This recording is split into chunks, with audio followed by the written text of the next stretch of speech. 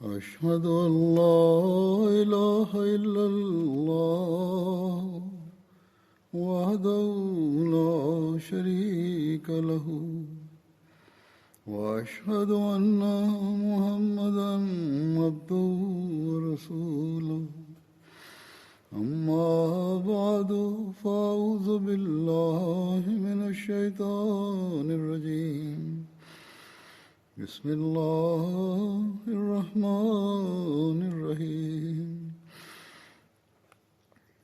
الحمد لله رب العالمين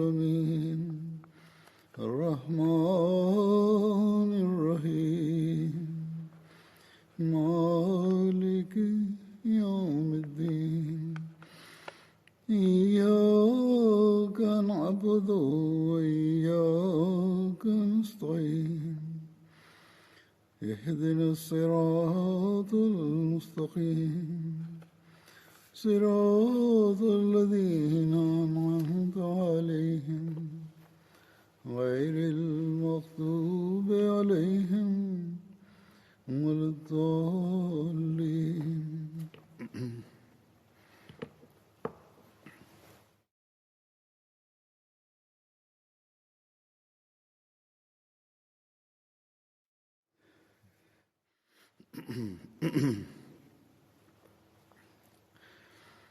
गुज़श्ता खुतबे में കഴിഞ്ഞ ഖുത്ബയിൽ ഹസ്രത്ത് ഉസ്മാൻ റളിയല്ലാഹു അൻഹുവിന്റെ ഷഹാദത്തിനെയും കലാപകാരികളെയും സംബന്ധിച്ചും അത് സംബന്ധമായി ഹസ്രത്ത് അലി റളിയല്ലാഹു അൻഹുവിന്റെ സേവനത്തെക്കുറിച്ചുമാണ് പറഞ്ഞിരുന്നത്. ഇനി ഹസ്രത്ത് അലി റളിയല്ലാഹു അൻഹുവിന്റെ സംഭവങ്ങളാണ് വരുന്നത്. ഇതേക്കുറിച്ച് ഒരു സുപ്രധാന സംഗതിയിലേക്ക് ശ്രദ്ധ ക്ഷണിച്ചുകൊണ്ട് ഹസ്രത്ത് മുസ്ലിം മൗദ് റളിയല്ലാഹു തആല അൻഹു പറയുന്നു, നിങ്ങളും സ്വഹാബാക്കളെ പോലെയാകുന്നു. അതുകൊണ്ട് മുസ്ലിങ്ങൾ എങ്ങനെയാണ് നശിപ്പിക്കപ്പെട്ടത് എന്നും എന്ത് കാര്യങ്ങളാണ് അവരുടെ നാശത്തിന് ഹേതുവായതെന്നും ചരിത്രത്തിന്റെ വെളിച്ചത്തിൽ പറയണമെന്ന് ഞാൻ ആഗ്രഹിക്കുന്നു. ആയതിനാൽ നിങ്ങൾ ജാഗരൂകരായിരിക്കുവിൻ. നിങ്ങൾ പുതിയതായി വന്നിട്ടുള്ള നവാഗതർക്ക് വേണ്ടി ശിക്ഷണത്തിന് ഏർപ്പാട് ചെയ്യുക. അതായത് അവർക്ക് ശരിയായ ദീനി ശിക്ഷണം നൽകേണ്ടതാണ്. ഹദ്രത്ത് ഉസ്മാന്റെ കാലത്ത് ഉയർന്നു വന്ന കുഴപ്പങ്ങൾ സ്വഹാബാക്കളിൽ നിന്നല്ല ഉണ്ടായത്. സ്വഹാബാക്കളാണ് അത് ഉണ്ടാക്കിയതെന്ന് പറയുന്നവർ അബദ്ധധാരണയിലാകുന്നു. ഹദ്രത്ത് അലിക്ക് എതിരിൽ നിരവധി സ്വഹാബാക്കൾ ഉണ്ടായിരുന്നു എന്നതിൽ തർക്കമില്ല. മുആവിയക്കെതിരിലും ഉണ്ടായിരുന്നു. എന്നാൽ ഈ കുഴപ്പങ്ങളുടെ ഉറവിടം സ്വഹാബാക്കൾ അല്ലായിരുന്നു. മറിച്ച് പിന്നീട് വന്ന തിരുനബി സല്ലല്ലാഹു അലൈഹി വസല്ലമിന്റെ സഹവാസം ലഭിക്കാത്തവരും തിരുനബി സല്ലല്ലാഹു അലൈഹി വസല്ലമയോടൊപ്പം കഴിച്ചുകൂട്ടാത്തവരുമായ ആളുകളിൽ നിന്നാണ് ആരംഭിച്ചത്. ആയതിനാൽ ഞാൻ നിങ്ങളുടെ ശ്രദ്ധ ക്ഷണിക്കുകയാണ്. ഫിത്നകളിൽ നിന്ന് രക്ഷപ്പെടാനുള്ള മാർഗം പറഞ്ഞു തരികയാണ്. അന്ന് അദ്ദേഹം ഖാദിയാനിലായിരുന്നു. നിങ്ങളുടെ ഈമാൻ പുതുപുത്തനായി നിലനിൽക്കുന്നതിന് വേണ്ടിയും നിങ്ങളുടെ ദൈവഭയം വർദ്ധിപ്പിക്കുന്നതിന് വേണ്ടിയും കൂടുതൽ കൂടുതൽ കൂടെ ഖാദിയാനിൽ വരേണ്ടതാണ്. അതായത് അങ്ങനെ നിങ്ങൾക്ക് കേന്ദ്രവുമായും ഖിലാഫത്തുമായും ബന്ധം നിലനിൽക്കേണ്ടതാണ്. ഇത് നിലനിർത്താൻ ശരിയായ തർബിയത്തും അഥവാ ശിക്ഷണവും അനിവാര്യമാണ്. ഇന്ന് അള്ളാഹു നമുക്ക് MTA നൽകിയിരിക്കുന്നു. ഖുതുബകൾ ലോകം മുഴുവൻ കേൾപ്പിക്കപ്പെടുന്നു, കാണിക്കപ്പെടുന്നു. മറ്റു പ്രോഗ്രാമുകളും കേൾപ്പിക്കുകയും കാണിക്കുകയും ചെയ്യുന്നു. അതുകൊണ്ട് ശിക്ഷണത്തിന് ഹദ്രത്ത് മസീഹ് മൗഊദ് അലൈഹി സ്വലാത്തു വസ്സലാമിന്റെ ഗ്രന്ഥങ്ങൾ സ്വയം പാരായണം ചെയ്യുന്നതോടൊപ്പം MTA ബന്ധം സ്ഥാപിക്കേണ്ടത് അനിവാര്യമാണ്. പ്രത്യേകിച്ചും ഖുതുബ ജുമാ MTA മുഖേന തീർച്ചയായും കേൾക്കേണ്ടതാണ്. അങ്ങനെ ബന്ധം നിലനിൽക്കുന്നതും ആ ബന്ധം അഭിവൃദ്ധിപ്പെടുന്നതും നന്നാകുന്നതുമാണ്. ജമൽ യുദ്ധത്തിന്റെ സംഭവങ്ങളെപ്പറ്റി നിവേദനങ്ങളിൽ പറയുന്നു. ജമൽ യുദ്ധം ഹിജ്രി 36 ഹദ്രത്ത് അലിയും ഹദ്രത്ത് ആയിഷയും തമ്മിലാണ് ഉണ്ടായത്. ഹദ്രത്ത് ആയിഷയോടൊപ്പം ഹദ്രത്ത് തൽഹയും ഹദ്രത്ത് സുബൈറും ഉണ്ടായിരുന്നു. ഹദ്രത്ത് ആയിഷ യുദ്ധരംഗത്ത് ഒരു ഒട്ടകപ്പുറത്താണ് സവാരി ചെയ്തിരുന്നത്. അതുകൊണ്ടാണ് ഈ യുദ്ധത്തിന്റെ പേര് ജമൽ യുദ്ധമെന്ന് അറിയപ്പെടുന്നത്. ഹദ്രത്ത് ആയിഷ ഹജ്ജ് നിർവഹിക്കുന്നതിന് വേണ്ടി മക്കയിൽ പോയതായിരുന്നു. അവർ അവിടെ താമസിക്കുകയായിരുന്നു. അതിനിടെ ഹദ്രത്ത് ഉസ്മാന്റെ ഷഹാദത്തിനെ പറ്റി അറിയിപ്പ് ലഭിച്ചു. ഉംറ ചെയ്ത ശേഷം മദീനയിലേക്ക് തിരിച്ചപ്പോൾ വഴിയിൽ സർഫ് എന്ന സ്ഥലത്ത് ഉബൈദ ബിൻ അബു സൽമ ഹദ്രത്ത് ഉസ്മാൻ ഷഹീദാക്കപ്പെട്ടു എന്നും ഹദ്രത്ത് അലി ഖലീഫയായി തെരഞ്ഞെടുക്കപ്പെട്ടു എന്നും മദീന കലാപ കലുഷിതമാണെന്നും അറിയിച്ചു. അപ്പോൾ ഹദ്രത്ത് ആയിഷ വഴിയിൽ നിന്ന് തന്നെ മക്കയിലേക്ക് തിരിച്ചു. ജനങ്ങളെ ഹദ്രത്ത് ഉസ്മാന്റെ വധത്തിന് പകരം ചോദിക്കാനും ഫിത്നയെ ഇല്ലാതാക്കാനും ഒരുമിച്ച് കൂട്ടി. ഹദ്രത്ത് ആയിഷ, ഹദ്രത്ത് തൽഹ, ഹദ്രത്ത് സുബൈർ ബിൻ അവ്വാം എന്നിവരുടെ നേതൃത്വത്തിൽ ഒരുപാട് ആളുകൾ ഒരുമിച്ച് കൂടി. ഈ സംഘം അവിടെ നിന്ന് ബസറയിലേക്ക് തിരിച്ചു. ഹദ്രത്ത് അലിയും ബസറയിലേക്ക് തിരിച്ചു. ആ നാട്ടിലെ ആളുകളിൽ വലിയൊരു വിഭാഗം ഹദ്രത്ത് ആയിഷയോടൊപ്പം കൂടി. എന്നാൽ ഒരു സംഘം ഹദ്രത്ത് അലി ബസ്രയിൽ നിശ്ചയിച്ചിരുന്ന കൈകാര്യകർത്താവ് ഉസ്മാനുബിനും ഹുനൈഫിന്റെ കൈകളിൽ ബയ്യത്ത് ചെയ്തു. ഇതിനിടയിൽ രണ്ട് വിഭാഗങ്ങളും തമ്മിൽ അസ്വാരസ്യങ്ങളും ഉണ്ടായി. ഹസ്രത്ത് അലി ഹസ്രത്ത് ആയിഷയുടെ സൈന്യത്തിന് അടുത്തു തന്നെ തമ്പടിച്ചു. അതായത് ഹസ്രത്ത് അലിയുടെ സൈന്യം എത്തിയപ്പോൾ അടുത്തു തന്നെ താവളമടിച്ചു. ഈ രണ്ട് ഭാഗത്തു നിന്നും രഞ്ജിപ്പിനുള്ള ശ്രമം ആരംഭിച്ചു. ചർച്ചകൾ ഫലവത്തായി. എന്നാൽ രാത്രി സമയത്ത് ഹദ്രത്ത് ഉസ്മാന്റെ ഘാതകരിൽപ്പെട്ട ഒരു വിഭാഗം ഹദ്രത്ത് അലിയുടെ സൈന്യത്തിൽ ഉൾപ്പെട്ടിരുന്നു. അവർ ഹദ്രത്ത് ആയിഷയുടെ സൈന്യത്തെ ആക്രമിച്ചു. അങ്ങനെ യുദ്ധം ആരംഭിച്ചു. ഹദ്രത്ത് ആയിഷ സവാരി ചെയ്യുകയായിരുന്നു. ജീവത്യാഗം ചെയ്യാൻ സന്നദ്ധരായ ആളുകൾ ഒന്നൊന്നായി ഒട്ടകത്തിന്റെ മൂക്ക് കയർ പിടിച്ചുകൊണ്ടിരുന്നു. അവർ ഷഹീദായിക്കൊണ്ടിരുന്നു. ഹദ്രത്ത് ആയിഷ ഒട്ടപ്പുറത്ത് ഇരിക്കുന്നിടത്തോളം യുദ്ധം അവസാനിക്കുകയില്ലെന്ന് മനസ്സിലാക്കിയ ഹദ്രത്ത് അലി കുറച്ച് യോദ്ധാക്കളോട് എങ്ങനെയെങ്കിലും ആ ഒട്ടകത്തെ വെട്ടിവീഴ്ത്താൻ കൽപ്പിച്ചു. കാരണം യുദ്ധത്തിന്റെ പര്യവസാനം അത് വീഴുന്നതുമായി ബന്ധപ്പെട്ടിരുന്നു. അങ്ങനെ ഒരാൾ മുന്നോട്ട് ഗമിച്ച് ഒട്ടകത്തിന്റെ കാൽ വെട്ടി. അത് നിലവിളിച്ചുകൊണ്ട് ഇരുന്നു. ഹദ്രത്ത് അലിയുടെ സൈന്യം നാലു ഭാഗത്തു നിന്നും ഒട്ടകത്തെ വളഞ്ഞു. ഹദ്രത്ത് ആയിഷയുടെ ഒട്ടകം വീണപ്പോൾ ജമലുകാർ നാലു ഭാഗത്തേക്കും ചിന്നിച്ചിതറി.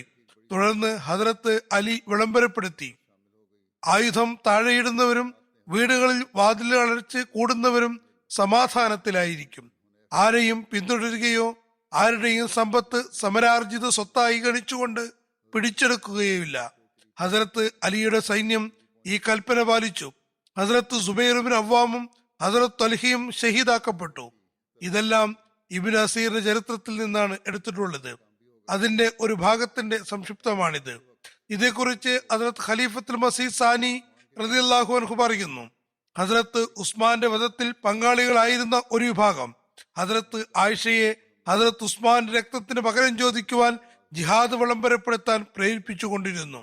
അങ്ങനെ അവർ അതേക്കുറിച്ച് വിളംബരപ്പെടുത്തുകയും സ്വഹാബാക്കളെ സഹായത്തിന് വേണ്ടി വിളിക്കുകയും ചെയ്തു. ഹദ്രത്ത് തൽഹയും ഹദ്രത്ത് സുബൈറും ഹദ്രത്ത് ആയിഷയുടെ സൈന്യത്തിലുണ്ടായിരുന്നു. അതായത് പ്രധാന സൈനിക വിഭാഗത്തിൽ. ഹദ്രത്ത് അലിയും ഹദ്രത്ത് ആയിഷയും തമ്മിൽ യുദ്ധമുണ്ടായി. അത് ജമൽ യുദ്ധം എന്നറിയപ്പെടുന്നു. ഈ യുദ്ധത്തിന്റെ ആരംഭത്തിൽ ഹദ്രത്ത് സുബൈർ ഹദ്രത്ത് അലിയിൽ നിന്ന് റസൂൽ കരീം സല്ലല്ലാഹു അലൈഹി വസല്ലമിന്റെ ഒരു പ്രവചനം കേട്ടപ്പോൾ വിട്ടുപോവുകയും മേലിൽ ഹദ്രത്ത് അലിയോട് യുദ്ധം ചെയ്യുകയില്ലെന്ന് ശപഥം ചെയ്യുകയുമുണ്ടായി. മാത്രമല്ല തന്റെ നിലപാടിൽ അബദ്ധം സംഭവിച്ചു എന്ന് പ്രഖ്യാപിക്കുകയും ചെയ്തു. മറുഭാഗത്ത് ഹദ്രത്ത് തൽഹയും തന്റെ വഫാത്തിന് മുമ്പ് ഹദ്രത്ത് അലിക്ക് ബയ്യത്ത് ചെയ്തു. കഴിഞ്ഞ ഖുത്ബയിൽ ഇതേപ്പറ്റി പരാമർശിച്ചതാണ്. നിവേദനങ്ങളിൽ ഇങ്ങനെ പറയപ്പെടുന്നു, അദ്ദേഹം പരിക്കുകൾ പറ്റിക്കിടന്ന് പിടയുകയായിരുന്നു. ഒരാൾ അദ്ദേഹത്തിനടുത്തുകൂടി പോകാനിട വന്നു. അദ്ദേഹം ചോദിച്ചു, നിങ്ങൾ ഏതു പക്ഷക്കാരനാണ്?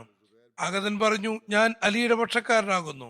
അപ്പോൾ അദ്ദേഹം തന്റെ കൈ അദ്ദേഹത്തിന്റെ കൈകളിൽ കൊടുത്തിട്ട് പറഞ്ഞു, നിന്റെ കൈ അലിയുടെ കൈയാകുന്നു.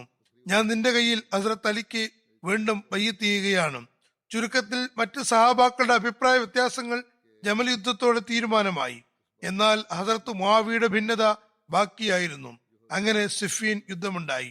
ഹസ്രത്ത് ഖലീഫത്തുൽ മസീഹ് സാനി കുറെ കൂടി വിശദീകരിച്ചുകൊണ്ട് പറയുന്നു, ഹസ്രത്ത് ഉസ്മാന്റെ ഘാതക സംഘം നാല് ഭാഗത്തും പരക്കുകയും തങ്ങളെ ആരോപണങ്ങളിൽ നിന്ന് രക്ഷപ്പെടുത്താൻ മറ്റുള്ളവരെ അധിക്ഷേപിക്കുകയും ചെയ്തുകൊണ്ടിരുന്നു. ഹസ്രത്ത് അലി മുസ്ലിങ്ങളിൽ നിന്ന് ബയ്യത്ത് സ്വീകരിച്ചു എന്ന് അവർക്ക് അറിവ് ലഭിച്ചപ്പോൾ അവർക്ക് അദ്ദേഹത്തിനു മേൽ ആരോപണം ഉന്നയിക്കാൻ നല്ലൊരു അവസരം കൈവന്നു. മാത്രമല്ല ഉസ്മാന്റെ ഘാതകരിൽ ചിലർ അദ്ദേഹത്തിന് ചുറ്റും കൂടിയിരുന്നു എന്നതും വാസ്തവമാണ്. അതുകൊണ്ട് അവർക്ക് കുറ്റാരോപണം നടത്താൻ നല്ലൊരു അവസരമാണ് കിട്ടിയത്. അങ്ങനെ അവരിൽ നിന്ന് മക്കയിലേക്ക് പോയ സംഘത്തിലെ ചിലർ ഹസരത്ത് ഉസ്മാന്റെ രക്തത്തിന് പകരം ചോദിക്കാനും യുദ്ധം പ്രഖ്യാപനം നടത്താനും ഹസരത്ത് ആയിഷയെ പ്രേരിപ്പിച്ചുകൊണ്ടിരുന്നു. അങ്ങനെ അവർ അത് വിളംബരപ്പെടുത്തുകയും സഹായത്തിന് സഹാബാക്കളെ വിളിക്കുകയും ചെയ്തു.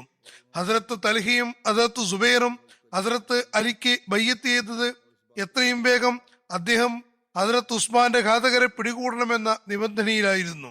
അവർ എത്രയും വേഗം എന്നതിന് നൽകിയ വിവക്ഷ ഹസരത്ത് അലിയുടെ വീക്ഷണത്തിൽ സന്ദർഭാനുസരണമായിരുന്നില്ല. ഹസരത്ത് അലി എല്ലാ പ്രവിശ്യകളിലും ഭരണ സംവിധാനം ശരിയായ ശേഷം പിന്നെ ഘാതകരെ ശിക്ഷിക്കാൻ ശ്രദ്ധ ചെലുത്താമെന്നാണ് കരുതിയത്. കാരണം പ്രഥമ പരിഗണന ഇസ്ലാമിന്റെ സംരക്ഷണത്തിനായിരുന്നു. ഘാതകരുടെ കാര്യത്തിൽ കാലവിളംബരം ഉണ്ടാകുന്നതിൽ പ്രശ്നമൊന്നുമില്ല. മാത്രമല്ല ഘാതകർ ആരെന്ന് നിജപ്പെടുത്തുന്നതിലും ഭിന്നതയുണ്ടായിരുന്നു. വിവരണരായി ഹസരത്ത് അലിയുടെ അടുക്കലെത്തിയവർ ഇസ്ലാമിൽ ഭിന്നിപ്പുണ്ടാകുമെന്ന് ആശങ്ക വെളിപ്പെടുത്തിയിരുന്നു. അവരെ സംബന്ധിച്ച് അവരാണ് കുഴപ്പങ്ങളുടെ ഉപജ്ഞാതാക്കളെന്ന് ഹസരത്ത് അലി സംശയിച്ചിരുന്നില്ല. മാത്രമല്ല മറ്റുള്ളവർ അവരെപ്പറ്റി സംശയിക്കുകയാണെന്ന് അദ്ദേഹം ധരിച്ചു. ഹസരത്ത് അലിക്ക് അവരെപ്പറ്റി സംശയമേയില്ലായിരുന്നു. എന്നാൽ മറ്റു ചില ആളുകളെ പറ്റി സംശയവുമുണ്ടായിരുന്നു. ഈ ഭിന്നത കാരണം ഹസരത്ത് അലി തന്റെ പ്രതിജ്ഞയിൽ നിന്ന് മുഖം തിരിക്കുകയാണെന്ന് തൽഹയും സുബൈറും ധരിക്കുകയുണ്ടായി. കാരണം അവർ ഒരു നിബന്ധനയിലായിരുന്നു ബയ്യത്ത് ചെയ്തത്. ആ നിബന്ധന അവരുടെ ധാരണയിൽ ഹസരത്ത് അലി പൂർത്തിയാക്കുന്നുണ്ടായിരുന്നില്ല. അതുകൊണ്ട് അവർ ശരീഅത്തിന്റെ അടിസ്ഥാനത്തിൽ തങ്ങളെ ബയ്യത്തിൽ നിന്ന് സ്വതന്ത്രരാക്കപ്പെട്ടുവെന്നാണ് മനസ്സിലാക്കിയത്. ഹസരത്ത് ആയിഷയുടെ വിളംബരം കേട്ടപ്പോൾ അവരും ഹസരത്ത് ആയിഷയോടൊപ്പം കൂടി. അങ്ങനെ എല്ലാവരും കൂടി ബസ്രയിലേക്ക് നീങ്ങി. ബസ്രയിലെ ഗവർണർ ബസ്രക്കാർ അവരുമായി ചേരുന്നതിന് വിലക്കുകയുണ്ടായി. തൽഹയും സുബൈറും തൃപ്തിയില്ലാതെ നിർബന്ധിതാവസ്ഥയിൽ ഒരു നിബന്ധനയ്ക്ക് വിധേയരായിട്ടാണ് ഹസരത്ത് അലിക്ക് ബയ്യത്ത് ചെയ്തതെന്ന് അറിഞ്ഞപ്പോൾ അധികം ആളുകളും അദ്ദേഹത്തോടൊപ്പം ചേരുകയാണ് ഉണ്ടായത്. ഹസരത്ത് അലിക്ക് ഈ സൈന്യത്തെ പറ്റി അറിവ് ലഭിച്ചപ്പോൾ അദ്ദേഹവും ഒരു സൈന്യത്തെ തയ്യാറാക്കി ബസ്രയിലേക്ക് പുറപ്പെട്ടു. ബസ്രയിൽ എത്തിയ ശേഷം അദ്ദേഹം ഒരാളെ ഹസരത്ത് ആയിഷ, തൽഹ, സുബൈർ എന്നിവരുടെ അടുക്കലേക്ക് അയച്ചു. അയാൾ ആദ്യം ഹസരത്ത് ആയിഷയുടെ സവിധത്തിൽ ഹാജരായി എന്താണ് അവരുടെ ഉദ്ദേശം എന്ന് അറിഞ്ഞു. അവർ പറഞ്ഞു, ഞങ്ങളുടെ ഉദ്ദേശം കേവലം ഇസ്ലാഹ് അഥവാ നന്മ മാത്രമാകുന്നു. തുടർന്ന് അയാൾ തൽഹയെയും സുബൈറിനെയും വിളിച്ചു വരുത്തി. അവരോട് ചോദിച്ചു, നിങ്ങളുടെ ലക്ഷ്യം എന്താണ്? അവർ പറഞ്ഞു, നിങ്ങളുടെ ലക്ഷ്യവും ഇത് തന്നെയാണോ? അവർ പറഞ്ഞു, അതെ, അതായത് ഇസ്ലാഹിന് വേണ്ടിയാണ് വന്നിട്ടുള്ളത്. അപ്പോൾ ആഗതൻ മറുപടിയായി പറഞ്ഞു, നിങ്ങൾ ഇസ്ലാഹാണ് ഉദ്ദേശിക്കുന്നതെങ്കിൽ നിങ്ങൾ അവലംബിച്ച മാർഗമല്ല അതിന് വേണ്ടത്. ഇതിന്റെ ഫലം കുഴപ്പം മാത്രമാകുന്നു. ഇപ്പോൾ രാജ്യത്തിന്റെ അവസ്ഥയിൽ നിങ്ങൾ ഒരാളെ വധിച്ചാൽ ആയിരക്കണക്കിന് ആളുകൾ അയാൾക്ക് പിന്തുണയുമായി പുറത്തിറങ്ങും. അവരെ എതിർത്താൽ കൂടുതൽ ആളുകൾ അവരെ സഹായിക്കാൻ തയ്യാറായി വരും. ചുരുക്കത്തിൽ ഇതിങ്ങനെ തുറന്നുകൊണ്ടേയിരിക്കുന്നതാണ്. ആയതിനാൽ ആദ്യം രാജ്യത്തെ ഐക്യത്തിന്റെ ചരടിൽ ബന്ധിച്ച ശേഷം ദ്രോഹികൾക്ക് ശിക്ഷ നൽകുന്നതാണ് ഉചിതം. അല്ലാതെ അസ്വസ്ഥമായ അവസ്ഥയിൽ ആരെങ്കിലും ശിക്ഷിക്കുന്നത് രാജ്യത്ത് കുഴപ്പമുണ്ടാക്കുന്നതാണ്. ആദ്യം ഭരണ സംവിധാനം സംസ്ഥാപിതമായാൽ പിന്നെ ശിക്ഷ നൽകാവുന്നതാണ്. ഇത് കേട്ടപ്പോൾ അവർ പറഞ്ഞു, ഇതാണ് ഹസരത്ത് അലിയുടെ ഇംഗിതമെങ്കിൽ അദ്ദേഹത്തോട് വരാൻ പറയൂ, ഞങ്ങൾ അദ്ദേഹത്തോടൊപ്പം ചേരാൻ തയ്യാറാണ്. അങ്ങനെ ആഗതൻ ഹസരത്ത് അലിക്ക് വിവരം നൽകുകയുണ്ടായി. രണ്ടു കൂട്ടരുടെയും പ്രതിനിധി എന്ന നിലയ്ക്ക് അവർ പരസ്പരം കണ്ടുമുട്ടി. യുദ്ധം ചെയ്യുന്നത് ശരിയല്ലെന്നും സുൽഹ് അഥവാ രഞ്ജിപ്പാണ് ഉണ്ടാകേണ്ടത് എന്ന കാര്യത്തിൽ തീരുമാനമായി. ഇതേക്കുറിച്ച് സഭയുടെ ആളുകൾക്ക്, അതായത് അബ്ദുല്ല ബിൻ സബയുടെ സംഘത്തിന്, അവർ ഹദരത്ത് ഉസ്മാന്റെ ഘാതകരിൽപ്പെട്ടവരായിരുന്നു, അറിയിപ്പ് ലഭിച്ചപ്പോൾ അവർ അസ്വസ്ഥരാവുകയും രഹസ്യമായി അവരുടെ സംഘം കൂടിയാലോചനയ്ക്ക് ഒന്നിച്ചു ചേരുകയും ചെയ്തു. മുസ്ലിങ്ങൾക്കിടയിൽ രഞ്ജിപ്പുണ്ടാകുന്നത് തങ്ങൾക്ക് വളരെയേറെ ദോഷകരമായിരിക്കുമെന്നും സമാധാന അന്തരീക്ഷം ഉണ്ടായാൽ തങ്ങളുടെ താവളവും രക്ഷാസങ്കേതവും നഷ്ടപ്പെടുമെന്നും മുസ്ലിങ്ങൾ പരസ്പരം പോരടിച്ചുകൊണ്ടിരിക്കുന്ന സമയമത്രയും തങ്ങൾക്ക് ഹദരത്ത് ഉസ്മാന്റെ വധത്തിൽ നൽകപ്പെടുന്ന ശിക്ഷയിൽ നിന്ന് രക്ഷപ്പെടാമെന്നും അതുകൊണ്ട് ഒരു കാരണവശാലും സുൽഹ് ഉണ്ടാകാൻ പാടില്ലെന്നും കൂടിയാലോചനയ്ക്ക് ശേഷം അവർ തീരുമാനമെടുത്തു. ഇത്രയുമായപ്പോഴേക്കും ഹസരത്ത് അലിയും എത്തിച്ചേർന്നു. അവിടെ എത്തി രണ്ടാം ദിവസം അവിടെ വെച്ച് അദ്ദേഹവും ഹസരത്ത് സുബൈറും തമ്മിൽ കൂടിക്കാഴ്ചയുണ്ടായി. കൂടിക്കാഴ്ചയുടെ അവസരത്തിൽ ഹസരത്ത് അലി പറഞ്ഞു, താങ്കൾ ഞാനുമായി പോരാടാൻ സൈന്യത്തെ തയ്യാറാക്കിയിരിക്കുന്നു. പക്ഷെ അള്ളാഹുവിന്റെ സവിധത്തിൽ സമർപ്പിക്കാൻ വല്ല ഒഴികഴിവും തയ്യാറാക്കി വെച്ചിട്ടുണ്ടോ? നിങ്ങൾ എന്തിനാണ് ഇസ്ലാമിനെ നശിപ്പിക്കാൻ ഒരുങ്ങുന്നത്? അതിനെ സേവിക്കാൻ നിങ്ങൾ കഠിനമായ പ്രയത്നങ്ങൾ ചെയ്തവരല്ലേ? ഞാൻ നിങ്ങളുടെ സഹോദരനല്ലേ? എന്നിരിക്കെ ആദ്യമൊക്കെ പരസ്പരം രക്തം നിഷിദ്ധമാണെന്ന് മനസ്സിലാക്കിയിരുന്നത് ഇപ്പോൾ എങ്ങനെയാണ് അനുവദനീയമായത്? എന്തെങ്കിലും പുതിയ കാര്യം ഉണ്ടായിട്ടുണ്ടെങ്കിൽ ശരിയായിരുന്നു. പക്ഷേ ഒരു കാര്യവും ഉണ്ടാകാതിരിക്കെ ഈ പോരാട്ടം എന്തിനു വേണ്ടിയാണ്? അപ്പോൾ തൽഹ പറഞ്ഞു, ഞാനും ഹസ്രത്ത് സുബൈറിന്റെ കൂടെയാകുന്നു. താങ്കൾ ജനങ്ങളെ ഹസ്രത്ത് ഉസ്മാനെ വധിക്കാൻ പ്രേരിപ്പിച്ചിരിക്കുന്നു. ഹസ്രത്ത് അലി പറഞ്ഞു, ഹസ്രത്ത് ഉസ്മാന്റെ വധത്തിൽ പങ്കാളിയായവരെ ഞാൻ ശപിക്കുന്നു. തുടർന്ന് ഹസ്രത്ത് അലി ഹസ്രത്ത് സുബൈറിനോട് പറഞ്ഞു, അള്ളാഹുവാണേ, താങ്കൾ ഒരിക്കൽ ഹസ്രത്ത് അലിക്കെതിരെ യുദ്ധം ചെയ്യുമെന്നും അന്ന് താങ്കൾ അക്രമിയായിരിക്കുമെന്നും തിരുനബി സല്ലല്ലാഹു അലൈഹി വസല്ലം പറഞ്ഞത് ഓർക്കുന്നുവോ? ഇത് കേട്ടപ്പോൾ ഹസ്രത്ത് സുബൈർ തന്റെ സൈന്യത്തിലേക്ക് തിരിച്ചു പോവുകയും ഹസ്രത്ത് അലിയോട് യുദ്ധം ചെയ്യുകയില്ലെന്ന് ശപഥം ചെയ്യുകയും തന്റെ കണ്ടെത്തലുകൾ തെറ്റാണെന്ന് അംഗീകരിക്കുകയും ചെയ്തു. യുദ്ധം ഉണ്ടാവുകയില്ലെന്നും രഞ്ജിപ്പിലെത്തുകയാണെന്നുള്ളതും കാര്യവും സൈന്യം അറിഞ്ഞപ്പോൾ എല്ലാവർക്കും സമാധാനമായി. എന്നാൽ കുഴപ്പക്കാർക്ക് വളരെയേറെ അസ്വസ്ഥത ഉണ്ടാകാനും തുടങ്ങി. അവർക്ക് സ്വാഭാവികമായും അസ്വസ്ഥത ഉണ്ടാകേണ്ടതുമാണ്. രാത്രിയായപ്പോൾ സുൽഹ് ഇല്ലാതാക്കാൻ അവർ ഒരു പോംവഴി കണ്ടെത്തി. ഹസരത്ത് അലിയുടെ കൂട്ടത്തിലുണ്ടായിരുന്ന ഇവർ ഹസരത്ത് ആയിഷ, ഹസരത്ത് തൽഹ, സുബൈർ എന്നിവരുടെ സൈന്യത്തെ ആക്രമിച്ച് രാത്രി സമയത്ത് രക്തച്ചൊരിച്ചിലുണ്ടാക്കി. മറുഭാഗത്തുള്ള സൈന്യമാകട്ടെ ഹസരത്ത് അലിയുടെ സൈന്യത്തെയും ആക്രമിച്ച് രക്തച്ചൊരിച്ചിലുണ്ടാക്കി. തന്റെ രണ്ടു ഭാഗത്തും മുനാഫിക്കീങ്ങൾ ചേരിതിരിഞ്ഞ് ഇതിൽ ഭാഗവാക്കായി. ഇതൊരിക്കലും ഹസരത്ത് ആയിഷയുടെയോ ഹസരത്ത് അലിയുടെയോ ഭാഗത്തു നിന്നുണ്ടായതല്ല. രണ്ടു കൂട്ടരും പരസ്പരം ആക്രമിച്ചു. അതിന്റെ ഫലമായി അന്തരീക്ഷം ബഹളമയമാവുകയും പരസ്പരം വഞ്ചിക്കപ്പെട്ടു എന്ന് കരുതുകയും ചെയ്തു. വാസ്തവത്തിൽ ഇത് സഭയുടെ ആളുകൾ ചെയ്ത പദ്ധതിയായിരുന്നു. യുദ്ധം ആരംഭിച്ചപ്പോൾ ഹസരത്ത് അലി വിളിച്ചു പറഞ്ഞു, ഹസരത്ത് ആയിഷയ്ക്ക് വിവരം നൽകുക. ഒരുപക്ഷെ അവർ മുഖേന ഈ ഫിത്ന ദൂരീകരിക്കപ്പെടുന്നതാണ്. അങ്ങനെ ഹസരത്ത് ആയിഷയുടെ ഒട്ടകം മുന്നോട്ട് നയിക്കപ്പെട്ടു.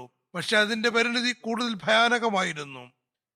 തങ്ങളുടെ ഉപായം വീണ്ടും വിപരീതപരമാണ് ഉണ്ടാക്കുന്നതെന്ന് കണ്ടപ്പോൾ കുഴപ്പക്കാർ ഹസരത്ത് ആയിഷയുടെ ഒട്ടകത്തിന് നേരെ അമ്പെയ്യാൻ തുടങ്ങി. ഹസരത്ത് ആയിഷ യുദ്ധം ഒഴിവാക്കാനും അള്ളാഹുവിനെയും അന്ത്യദിനത്തെയും ഓർക്കാനും വളരെ ഉച്ചത്തിൽ വിളിച്ചു പറയുന്നുണ്ടായിരുന്നു. എന്നാൽ കലാപകാരികൾ പിന്മാറിയില്ല. അവർ തുടർച്ചയായി ആ ഒട്ടകത്തിന് നേരെ അമ്പെയ്തുകൊണ്ടിരുന്നു. ബസറക്കാർ ഹസരത്ത് ആയിഷയുടെ കൂടെയുള്ള സൈന്യത്തിലാണ് ഉണ്ടായിരുന്നത്. അവർക്കിത് കണ്ടപ്പോൾ വളരെയേറെ ദേഷ്യം വന്നു. ഉമ്മുൽ മുഅ്മിനീനോട് ചെയ്യുന്ന അവഹേളനം കാരണം അവരുടെ കോപം അനിയന്ത്രിതമായി. അവർ ഊരിയ ആളുകളുമായി എതിർ സൈന്യത്തെ ആക്രമിച്ചു. തുടർന്ന് ഹസരത്ത് ആയിഷയുടെ ഒട്ടകം യുദ്ധകേന്ദ്രമായി മാറി. സഹാബാക്കളും വലിയ വലിയ യോദ്ധാക്കളും അതിനു ചുറ്റും ഒരുമിച്ചു കൂടി. അവർ ഓരോരുത്തരായി വധിക്കപ്പെട്ടുകൊണ്ടിരുന്നു. എങ്കിലും അവർ ഒട്ടകത്തിന്റെ കടിഞ്ഞാൻ വിട്ടില്ല. ഹസരത്ത് സുബൈർ യുദ്ധത്തിൽ പങ്കെടുത്തതേയില്ല. ഒരു ഭാഗത്തേക്ക് മാറിപ്പോയി. ഒരു ദുർഭകൻ അദ്ദേഹം നമസ്കരിച്ചു കൊണ്ടിരിക്കുമ്പോൾ പിന്നിലൂടെ പോയി അദ്ദേഹത്തെ ഷഹീദാക്കി. ഹസരത്ത് തൽഹ യുദ്ധമൈതാനത്ത് തന്നെ കലാപകാരികളാൽ വധിക്കപ്പെട്ടു. യുദ്ധം മൂർച്ഛിച്ചു. ഹസരത്ത് ആയിഷയെ മധ്യത്തിൽ നിന്ന് മാറ്റാതെ യുദ്ധം അവസാനിക്കയില്ലെന്ന് മനസ്സിലാക്കിയ ചിലർ അവരുടെ ഒട്ടകത്തിന്റെ കാലിൽ വെട്ടി പല്ലക്കിറക്കി നിലത്ത് വെച്ചു. പിന്നെയാണ് യുദ്ധം അവസാനിച്ചത്. ഈ സംഭവം കണ്ടപ്പോൾ ഹസരത്ത് അലിയുടെ മുഖം ദുഃഖത്താൽ ചുവന്നു തൊടുത്തു. പക്ഷേ മറ്റൊരു വഴിയുമില്ലായിരുന്നു. യുദ്ധം അവസാനിച്ചപ്പോൾ വധിക്കപ്പെട്ടവരിൽ ഹസരത്ത് തൽഹയുടെ മൃതദേഹം കിട്ടി. അത് കണ്ടപ്പോൾ ഹസരത്ത് അലി ഏറെ സങ്കടപ്പെടുകയുണ്ടായി. ഈ സംഭവങ്ങളിൽ നിന്ന് സ്വഹാബാക്കൾക്ക് ഈ യുദ്ധത്തിൽ യാതൊരു പങ്കുമില്ലായിരുന്നുവെന്ന് വ്യക്തമാകുന്നുണ്ട്. ഈ ദ്രോഹങ്ങളെല്ലാം ഉസ്മാന്റെ ഘാതകർ തന്നെയാണ് ചെയ്തത്. തൽഹയും സുബൈറും ഹസരത്ത് അലിയുടെ ബയ്യത്തിൽ തന്നെയാണ് മരണപ്പെട്ടത്. കാരണം അവർ തങ്ങളുടെ ഉദ്ദേശത്തിൽ നിന്ന് പിന്മാറുകയും ഹസരത്ത് അലിക്കൊപ്പം നിൽക്കാമെന്ന് പ്രഖ്യാപിക്കുകയും ചെയ്തിരുന്നു. പക്ഷേ ചില ദ്രോഹികളുടെ കൈകളാൽ വധിക്കപ്പെട്ടു. തുടർന്ന് ഹദരത്ത് അലി അവരുടെ ഘാതകരെ ശപിക്കുകയും ചെയ്തു. ജമൽ യുദ്ധം അവസാനിച്ചപ്പോൾ ഹദരത്ത് അലി ഹദരത്ത് ആയിഷയ്ക്ക് യാത്രാവാഹനവും പാഥേയവും തയ്യാറാക്കി. ഹദരത്ത് ആയിഷയെ യാത്രയേക്കാൻ സ്വയം വരികയും ഹദരത്ത് ആയിഷയോടൊപ്പം പോകാൻ ആഗ്രഹിക്കുന്നവരെയും യാത്രയാക്കുകയും ചെയ്തു. ഹദരത്ത് ആയിഷ പുറപ്പെടേണ്ട ദിവസം ഹദരത്ത് അലി ഹദരത്ത് ആയിഷയുടെ അടുക്കലെത്തി അവരെ ആദരിച്ചുകൊണ്ട് എഴുന്നേറ്റ് നിൽക്കുകയും ചെയ്തു. ജനങ്ങൾക്കിടയിലൂടെ ഹദരത്ത് ആയിഷ പുറപ്പെട്ടു. അവർ പറഞ്ഞു, എന്റെ മക്കളെ, നമ്മൾ പ്രയാസപ്പെടുത്തിയും അതിക്രമം കാണിച്ചും പരസ്പരം നീരസത്തിലായി. മേലിൽ നമ്മുടെ ഈ അഭിപ്രായ ഭിന്നത കാരണം ആരും തന്നെ പരസ്പരം അക്രമം കാണിക്കരുത്. പുരുഷന്മാരും ഭാര്യ വീട്ടുകാരും തമ്മിലുണ്ടാകുന്ന പൊതുവെയുള്ള ഏതെങ്കിലും ചെറിയ കാര്യങ്ങളല്ലാതെ തുടക്കം മുതൽ തന്നെ എനിക്കും ഹദരത്ത് അലിക്കുമിടയിൽ ഒരിക്കലും ഒരു ഭിന്നതയും ഉണ്ടായിട്ടില്ല. ഹദരത്ത് അലി എനിക്ക് നന്മകൾ സ്വായത്തമാക്കാനുള്ള മാർഗമായിരുന്നു. ഹദരത്ത് അലി പറഞ്ഞു, ജനങ്ങളെ, ഹദരത്ത് ആയിഷ പറഞ്ഞ കാര്യങ്ങൾ നല്ലതും സത്യവുമാകുന്നു. എനിക്കും ഹദരത്ത് ആയിഷയ്ക്കുമിടയിൽ ആ പറഞ്ഞ അഭിപ്രായ വ്യത്യാസം മാത്രമേ ഉണ്ടായിട്ടുള്ളൂ.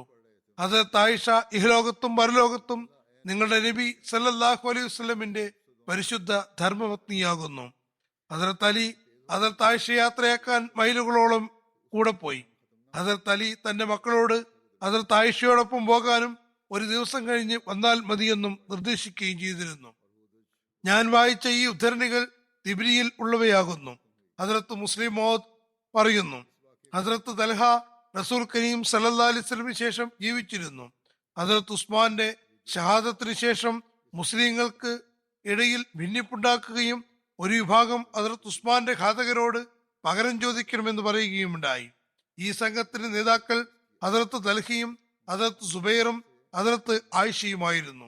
എന്നാൽ മറുവിഭാഗം പറഞ്ഞു, മുസ്ലിങ്ങൾക്കിടയിൽ ഭിന്നിപ്പുണ്ടായിരിക്കുന്നു. മനുഷ്യനേതായാലും മരിക്കേണ്ടവൻ തന്നെയല്ലേ. ഇപ്പോൾ നമുക്ക് മുസ്ലിങ്ങളെ സുസംഘടിതരാക്കേണ്ടിയിരിക്കുന്നു. അങ്ങനെ ഇസ്ലാമിന്റെ പ്രതാപവും മഹത്വവും നിലനിർത്തേണ്ടതാണ്. പിന്നീട് നമുക്ക് അവരോട് പകരം ചോദിക്കാം. ഈ സംഘത്തിന്റെ നേതാവ് ഹദരത്ത് അലി ആയിരുന്നു. ഈ അഭിപ്രായ ഭിന്നത എത്രത്തോളം വളർന്നു എന്നാൽ ഹദരത്ത് തൽഹയും ഹദരത്ത് സുബൈറും ഹദരത്ത് ആയിഷയും അലി ഉസ്മാനെ ഷഹീദാക്കിയവർക്ക് സംരക്ഷണം നൽകാൻ ആഗ്രഹിക്കുകയാണെന്ന് ആക്ഷേപിക്കാൻ തുടങ്ങി. ഹദരത്ത് അലി ഇവരെ സംബന്ധിച്ച്, അതായത് ഉടനെ പകരം ചോദിക്കണമെന്ന് പറയുന്നവർക്ക് വ്യക്തി താല്പര്യങ്ങളാണ് വലുതെന്നും ഇസ്ലാമിന്റെ നേട്ടം അവർ പരിഗണിക്കുന്നില്ലെന്നും ആരോപണം ഉന്നയിച്ചു. മറ്റൊരു വിധത്തിൽ പറഞ്ഞാൽ ഭിന്നിപ്പ് അതിന്റെ മൂർധന്യാവസ്ഥയിലെത്തി. തുടർന്ന് യുദ്ധവും ആരംഭിച്ചു. ഈ യുദ്ധത്തിലാകട്ടെ ഹദരത്ത് ആയിഷയാണ് സൈന്യത്തെ നയിച്ചിരുന്നത്. അവർ ഒട്ടകപ്പുറത്തിരുന്ന് ജനങ്ങളെ യുദ്ധത്തിന് പ്രേരിപ്പിച്ചിരുന്നു. ഹദരത്ത് തൽഹയും ഹദരത്ത് സുബൈറും ഈ യുദ്ധത്തിൽ ഭാഗവാക്കായിരുന്നു. രണ്ടു വിഭാഗങ്ങൾ തമ്മിലും യുദ്ധം തുടരുന്നതിനിടെ ഒരു സഹാബി ഹദരത്ത് തൽഹയുടെ അടുക്കൽ വന്ന് പറഞ്ഞു, തൽഹ, ഒരിക്കൽ ഞാനും നിങ്ങളും തിരുനബി സല്ലല്ലാഹു അലൈഹി വസല്ലം സവിധത്തിലിരിക്കുമ്പോൾ തിരുനബി സല്ലല്ലാഹു അലൈഹി വസല്ലം പറഞ്ഞത് ഓർക്കുന്നുവോ? തിരുനബി സല്ലല്ലാഹു അലൈഹി വസല്ലം പറഞ്ഞു, തൽഹ, ഒരു സമയത്ത് നീയും അലിയും വെവ്വേറെ സൈന്യത്തിലായിരിക്കും. അലി ശരിയായ പാതയിലും നീ അബദ്ധത്തിലുമായിരിക്കും. ഇത് കേട്ടപ്പോൾ ഹദരത്ത് തൽഹയ്ക്ക് കണ്ണു തുറന്നു. അദ്ദേഹം പറഞ്ഞു, അതെ, എനിക്ക് ഓർമ്മയുണ്ട്. തുടർന്ന് അപ്പോൾ തന്നെ അദ്ദേഹം സൈന്യത്തിൽ നിന്ന് പിന്മാറി. നബി സല്ലല്ലാഹു അലൈഹി വസല്ലമിന്റെ വാക്കുകൾ പൂർത്തിയാക്കാൻ അദ്ദേഹം യുദ്ധം ഉപേക്ഷിച്ചു പോവുകയായിരുന്നു. അപ്പോൾ ഹസ്രത്ത് അലിയുടെ സൈന്യത്തിൽപ്പെട്ട ഒരു ദുർഭകൻ അദ്ദേഹത്തെ പിന്നിൽ നിന്ന് കഠാര കൊണ്ട് ആക്രമിച്ച് ഷഹീദാക്കി. ഹസ്രത്ത് അലി തന്റെ സ്ഥാനത്ത് ഇരിക്കുന്നുണ്ടായിരുന്നു. തുടർന്ന് തൽഹയുടെ ഘാതകൻ തനിക്ക് വലിയ സമ്മാനം കിട്ടുമെന്നുള്ള പ്രതീക്ഷയിൽ ഓടിവന്ന് പറഞ്ഞു, യാ അമീറുൽ മുഅ്മിനീൻ, ഞാൻ താങ്കളുടെ ശത്രു കൊല്ലപ്പെട്ടുവെന്ന വാർത്ത അറിയിക്കുകയാണ്. ഹസ്രത്ത് അലി ചോദിച്ചു, എന്റെ ശത്രുവോ? അയാൾ പറഞ്ഞു, അമീറുൽ മുഅ്മിനീൻ, ഞാൻ തൽഹയെ വധിച്ചിരിക്കുന്നു. ഹസ്രത്ത് അലി പറഞ്ഞു, അല്ലയോ മനുഷ്യ, ഞാൻ നിനക്ക് തിരുനബി സല്ലല്ലാഹു അലൈഹി വസല്ലം ഭാഗത്ത് നിന്ന് നരകത്തെപ്പറ്റി അറിയിപ്പ് നൽകുകയാണ്. കാരണം തിരുനബി സല്ലല്ലാഹു അലൈഹി വസല്ലം ഒരിക്കൽ പറയുകയായിരുന്നു, ഞാനും തൽഹയും ഇരിക്കുകയായിരുന്നു. തൽഹ, നീ ഒരിക്കൽ സത്യത്തിനും നീതിക്കും വേണ്ടി അപമാനം സഹിക്കേണ്ടതാണ്. നിന്നെ ഒരാൾ വധിക്കുന്നതാണ്, പക്ഷെ അയാളെ അള്ളാഹു നരകത്തിലിടുന്നതാണ്. സിഫീൻ യുദ്ധം അതിന്റെ സംഭവങ്ങളിൽ എഴുതുന്നു. ഈ യുദ്ധം ഹസ്രത്ത് അലിയും അമീർ മുആവിയയും തമ്മിൽ ഹിജ്രി 37 ഉണ്ടായത്. സിഫീൻ സിറിയയ്ക്കും ഇറാഖിനുമിടയിലുള്ള ഒരു പ്രദേശമാകുന്നു. ഹസ്രത്ത് അലി കൂഫയിൽ നിന്ന് സൈന്യവുമായി പുറപ്പെട്ടു. സിഫീനിലെത്തിയപ്പോൾ സിറിയൻ സൈന്യം അമീർ മുആവിയുടെ നേതൃത്വത്തിൽ നേരത്തെ തന്നെ അവിടെ താവളമടിച്ചിട്ടുണ്ടായിരുന്നു. അതാണ് കാണുന്നത്. അവരുടെ ഒരു സംഘം യൂഫ്രട്ടീസ് നദിയുടെ കടവ് പിടിച്ചെടുത്തിരുന്നു.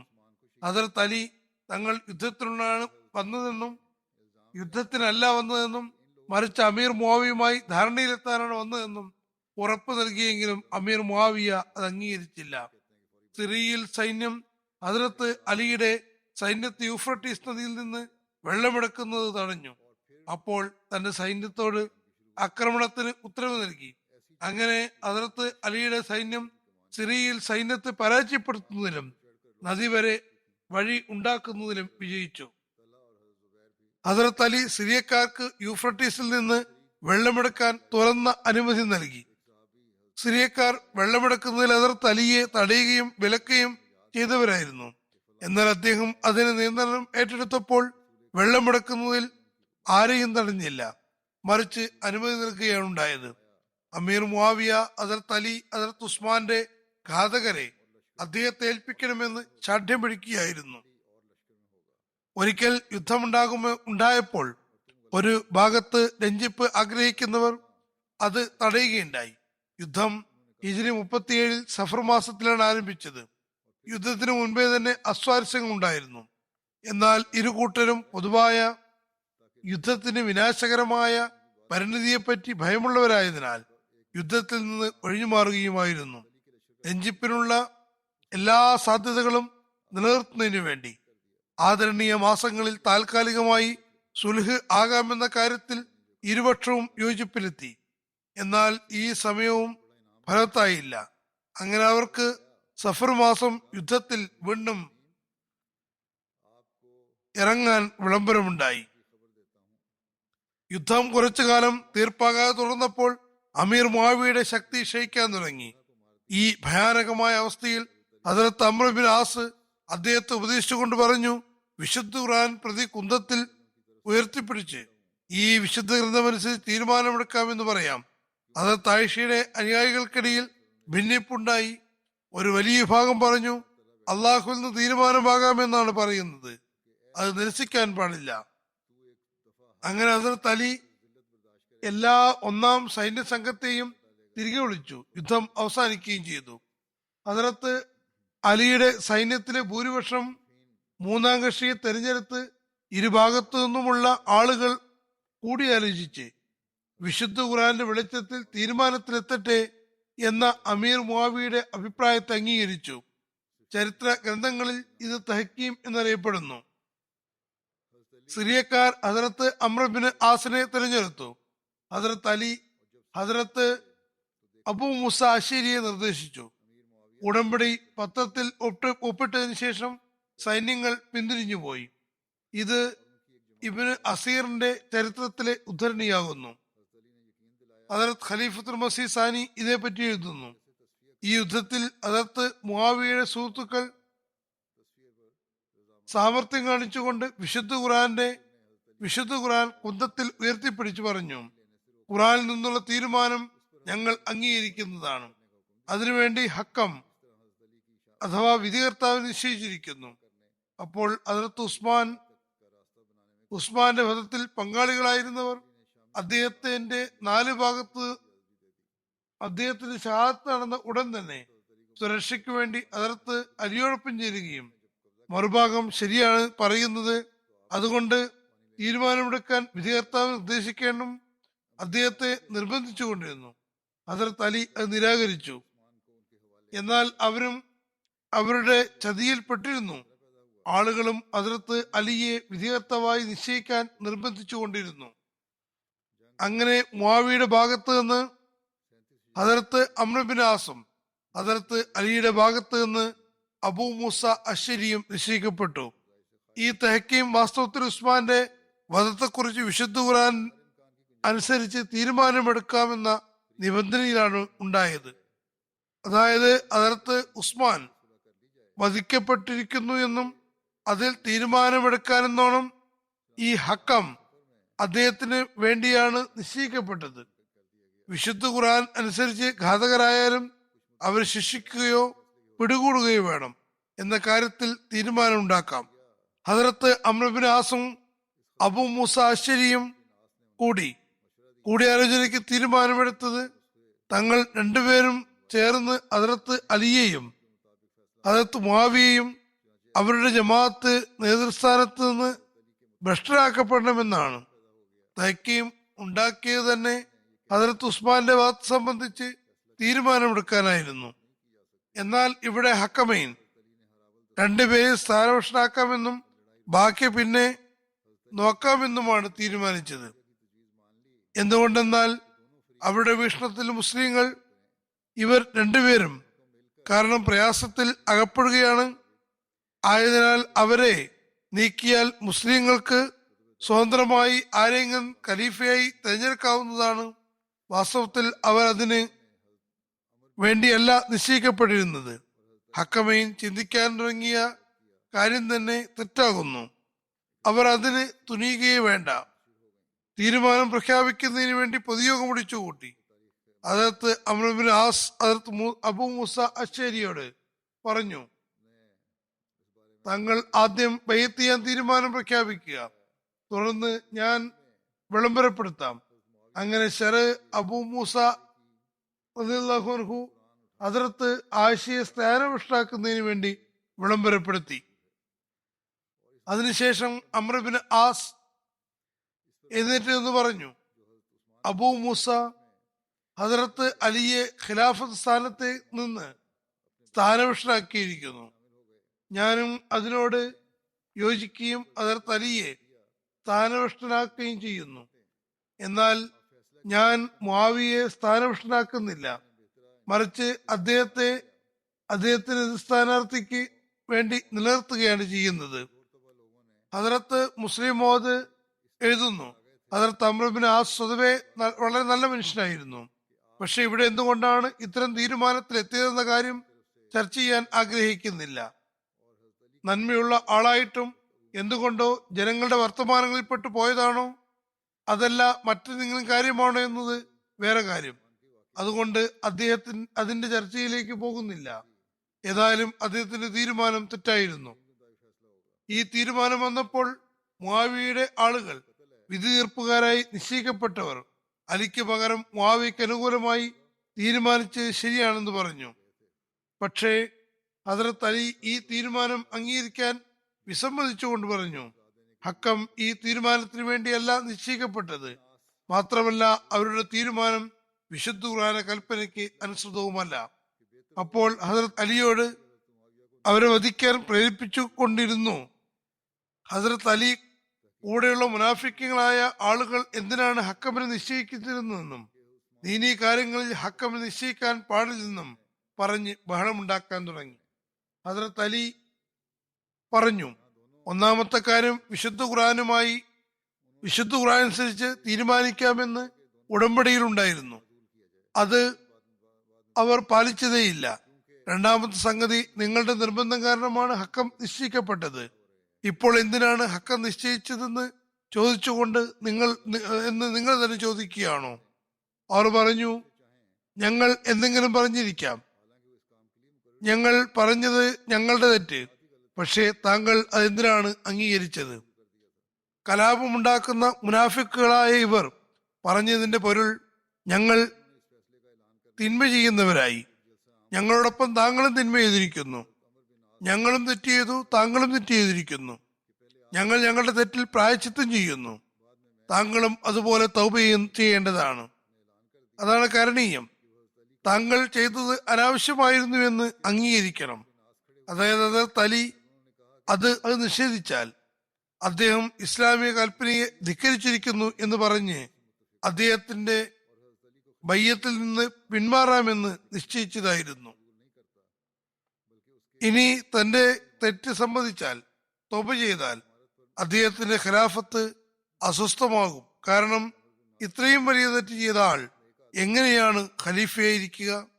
ഹദരത്ത് അലി കാര്യങ്ങളെല്ലാം കേട്ട് കഴിഞ്ഞപ്പോൾ പറഞ്ഞു, ഞാനൊരു തെറ്റും ചെയ്തിട്ടില്ല. ഞാൻ ഏത് കാര്യത്തിന് വേണ്ടിയാണോ ഹക്കം നിശ്ചയിച്ചത് അത് ഇസ്ലാമി ശരീഅത്തനുസരിച്ച് അനുവദനീയമാകുന്നു. ഹക്കമിനെ നിശ്ചയിക്കുമ്പോൾ ഞാൻ പറഞ്ഞ നിബന്ധന അവരുടെ തീരുമാനം ഖുർആനും ഹദീസും അനുസരിച്ചാണെങ്കിൽ സ്വീകരിക്കുമെന്നോ അല്ലെങ്കിൽ സ്വീകരിക്കുകയില്ല എന്നുമായിരുന്നു. ആയതിനാൽ ഇപ്പോൾ വന്ന തീരുമാനം ഒരു കാരണവശാലും ഞാൻ അംഗീകരിക്കുന്നില്ല. അവർ ഈ നിബന്ധന പരിഗണിച്ചില്ല. മാത്രമല്ല, അവർ എന്തിനാണോ നിയോഗിക്കപ്പെട്ടത് അക്കാര്യത്തിൽ തീരുമാനം ഉണ്ടാക്കിയിട്ടുമില്ല. അതുകൊണ്ട് അവരുടെ തീരുമാനം എനിക്ക് ന്യായപൂർത്തി വരുത്തുന്നതല്ല. എന്നാൽ അവർ അതിർത്ത് അലിയുടെ ഈ അഭിപ്രായം, ഈ പ്രതിഷേധം അംഗീകരിച്ചില്ല. ബയ്യത്തിൽ നിന്ന് അകന്നുപോയി. അവരാണ് ഖവാരിജുകൾ എന്ന് അറിയപ്പെടുന്നത്. അവർ ഒരു പുതിയ വീക്ഷണം കൊണ്ടുവന്നു. അതായത് അനുസരണയോഗ്യനായ ഖലീഫയല്ല, മറിച്ച് സമുദ്രി ബഹുഭൂരിപക്ഷം മുസ്ലിങ്ങളുടെയും തീരുമാനപ്രകാരം കാര്യങ്ങൾ ചെയ്യേണ്ടതാണ്. കാരണം ഏതെങ്കിലും വ്യക്തിയെ അല്ലെങ്കിൽ അമീറിനെ അല്ലെങ്കിൽ അൻഷ നേതാവായി അംഗീകരിക്കുന്നത് ലാ ഹുക്കുമ ഇല്ലാ ലില്ലാ, അള്ളാഹുവിന് വിധിയല്ലാതെ മറ്റൊന്നും ഭൂമിയിലില്ല എന്നതിന് തെളിവാകുന്നു. നെഹ്ർവാൻ യുദ്ധം ഹിജ്രി 38 ഉണ്ടായത്. നെഹ്ർവാൻ ബാഗ്ദാദിനും വാസ്തയ്ക്കും ഇടയിലാകുന്നു. ഈ സ്ഥലത്ത് വെച്ചാണ് അതിർത്ത് മുആവിയും ഖവാരിജികളും തമ്മിൽ യുദ്ധമുണ്ടായത്. ഇബ്നു അസറിന്റെ ചരിത്ര പുസ്തകം ഇവിടെ വന്നിരിക്കുന്നു.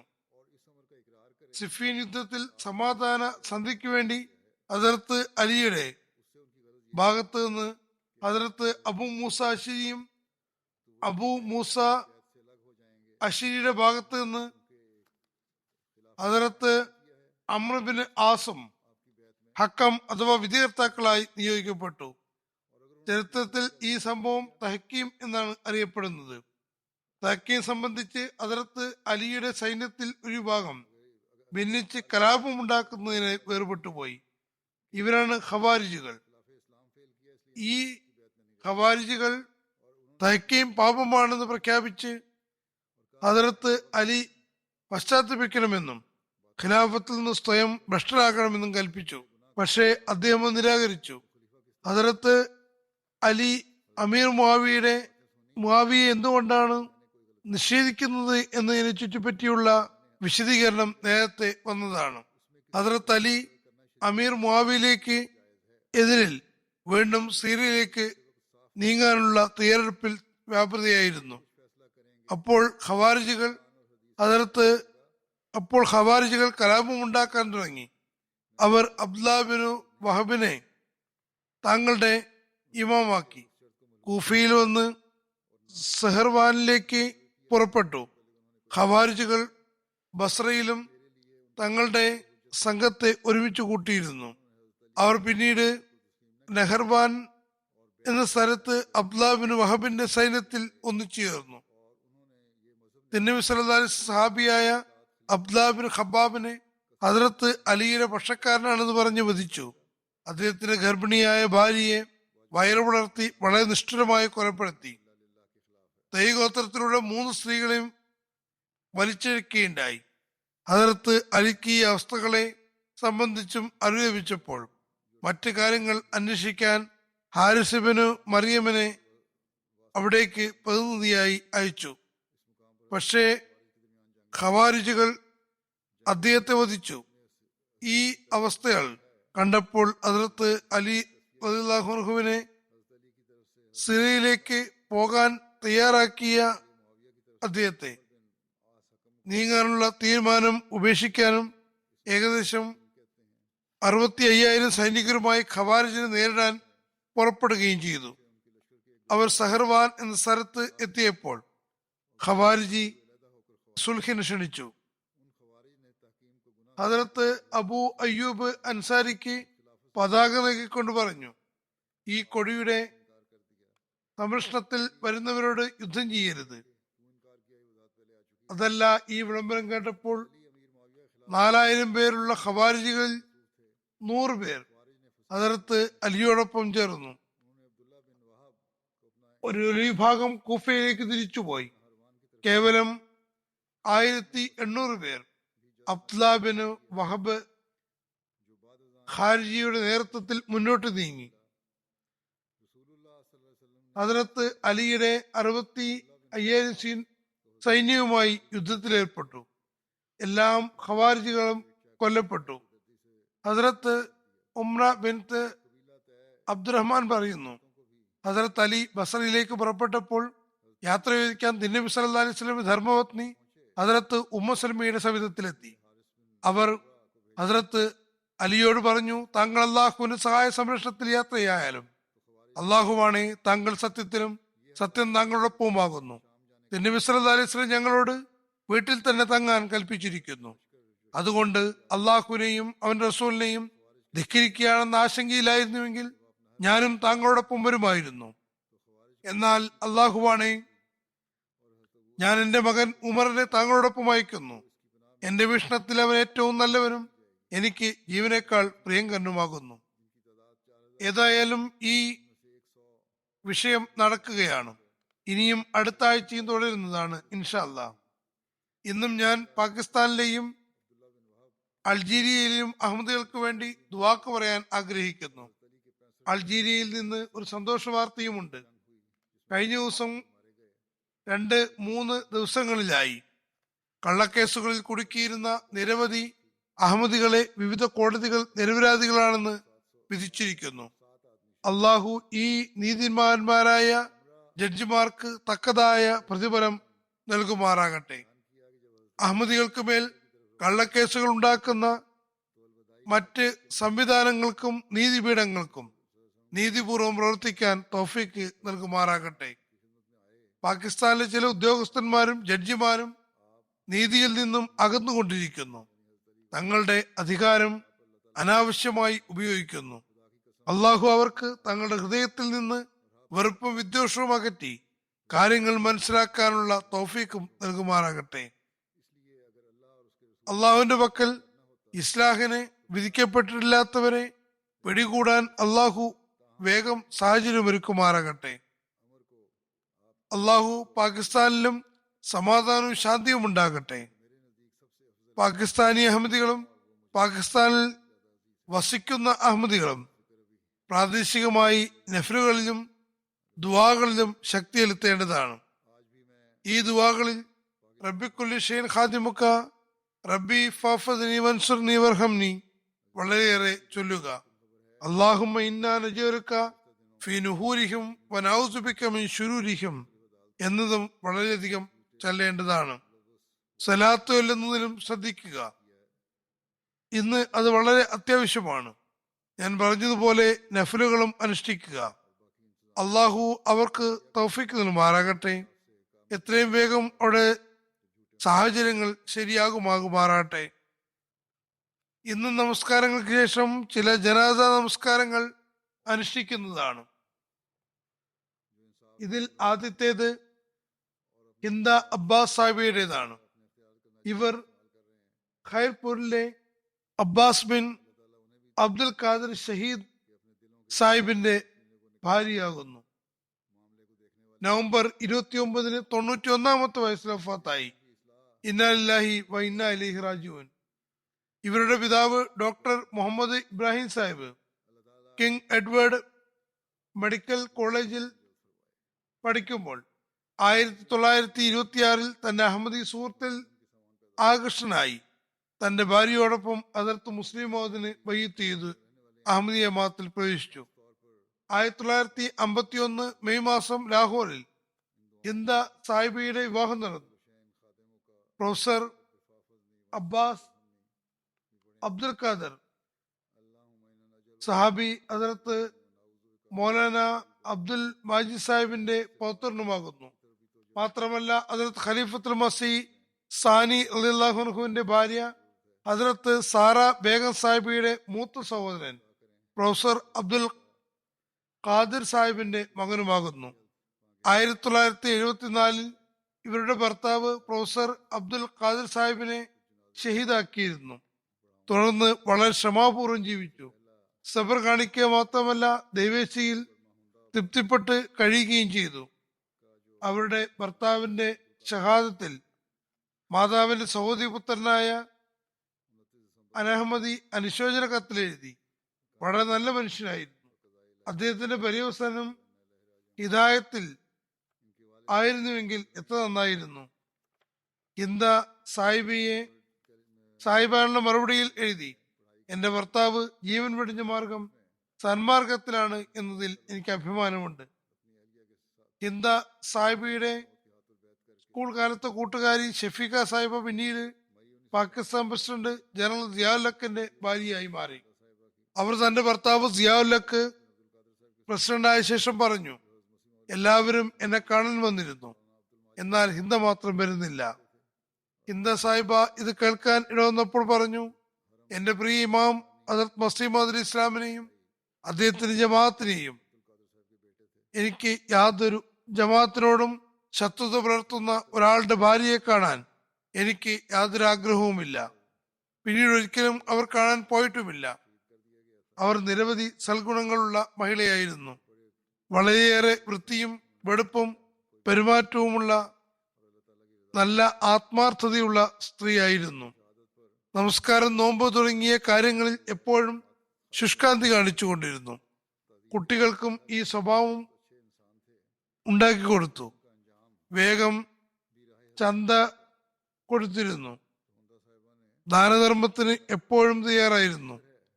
റമദാനിൽ നിരവധി ആളുകൾക്ക് തന്റെ വീട്ടിൽ നോമ്പ് തുറക്കാൻ ഏർപ്പാട് ചെയ്തിരുന്നു. ഖിലാഫത്തിനോട് അനുപമമായ ബന്ധവും സ്നേഹവും അനുരക്തിയുമായിരുന്നു. കൃത്യമായി സ്വന്തം കൈപ്പടിയിൽ എനിക്ക് കത്തയച്ചിരുന്നു. ഹദ്റത്ത് മസീഹ് മൗഊദ് ഇസ്ലാമിലെ ഗ്രന്ഥങ്ങളും ജമാഅത്തിലെ മറ്റു പുസ്തകങ്ങളും അൽഫദിൽ പത്രവും. അവസാനം അവരുടെ ചെറിയ മകൾ ഡോക്ടർ ആമിറ റോഡ് അപകടത്തിൽ മരണപ്പെട്ടു. ഈ ദുഃഖവും വളരെ ആത്മാർത്ഥതയോടെ സഹിക്കുകയും സഹനത്തിന്റെ മാതൃക കാഴ്ചവെക്കുകയും ചെയ്തു.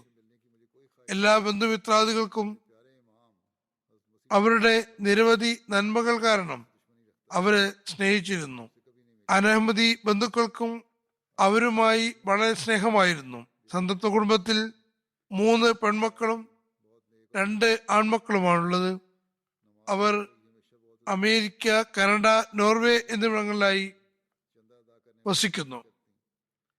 അള്ളാഹു മക്കൾക്കും മക്കളുടെ മക്കൾക്കും തലമുറകൾക്കും അവരുടെ നന്മകൾ തുടരാൻ തൗഫീക്ക് നൽകുമാറാകട്ടെ. മർഹൂമയുടെ പദവികൾ ഉയർത്തുമാറാകട്ടെ. അടുത്ത ജനാസ ഇറാഖിലെ റിദ്വാൻ സയ്യിദ് നഈമി സാഹിബിൻ്റെതാണ്. നവംബർ 13-ന് 70-ാമത്തെ വയസ്സിൽ വഫാത്തായി. ഇന്നാ ലില്ലാഹി വ ഇന്നാ ഇലൈഹി റാജിഊൻ. അദ്ദേഹത്തിന്റെ മകൻ മുസ്തഫ നഈമി സാഹിബ് എഴുതുന്നു, എന്റെ പിതാവ് സ്വപ്നത്തിൽ ഹദ്റത്ത് അബ്ദുൽ ഖാദർ ജീലാനി സാഹിബിന്റെ അടുക്കൽ ഇരിക്കുന്നത് കണ്ടു. അദ്ദേഹം എന്റെ പിതാവിന് തന്റെ ചെരുപ്പ് നൽകുകയും ഉണ്ടായി. പിന്നെ എന്റെ പിതാവ് സയ്യിദ് അബ്ദുൽ ഖാദർ ജീലാനിയുടെ ചെരുപ്പ് ധരിക്കാൻ തനിക്ക് എന്ത് സ്ഥാനമാണുള്ളത് എന്ന് പറഞ്ഞ് അത് വാങ്ങാൻ വൈക്ലഭ്യം പ്രകടിപ്പിച്ചു. എന്നാൽ സയ്യിദ് അബ്ദുൽ ഖാദർ ജീലാനി നിർബന്ധിച്ചപ്പോൾ പിതാവ് അത് വാങ്ങി ധരിച്ചു. ചെരുപ്പിട്ടപ്പോൾ ഹദ്റത്ത് അബ്ദുൽ ഖാദർ ജീലാനി ഒരാളെയും അദ്ദേഹത്തോടൊപ്പമുള്ള ജമാഅത്തിനെയും ചൂണ്ടിക്കൊണ്ട് അതിൽ ചേരാൻ പിതാവിനോട് പറഞ്ഞു. ഇതിനുശേഷം റിദ്വാൻ അമീനി സാഹിബിന് നബി സല്ലല്ലാഹു അലൈഹി വസല്ലമയുടെ കൂടിക്കാഴ്ചയുമുണ്ടായി. ഏതാനും വർഷങ്ങൾക്ക് ശേഷം MTA മുഖേന ജമാഅത്തിനെ പരിചയപ്പെടാൻ കഴിഞ്ഞപ്പോൾ റിദ്വാൻ സാഹിബ് പറഞ്ഞു, ഞാൻ സ്വപ്നത്തിൽ നബി സല്ലല്ലാഹു അലൈഹി വസല്ലമയെ കണ്ടതുകൊണ്ടുള്ള വീക്ഷ നബിയുടെ സത്യദാസൻ ഹദ്റത്ത് മസീഹ് മൗഊദ് ഇസ്ലാമിന്റെ ആഗമനമാകുന്നു. മറ്റൊരു സ്വപ്നത്തിൽ ഒരാളെയും അയാളോടൊപ്പമുള്ള ജമാഅത്തിലേക്കും ഷേഖ് അബ്ദുൽ ഖാദർ ജീലാനി ചൂണ്ടിക്കാണിച്ചു.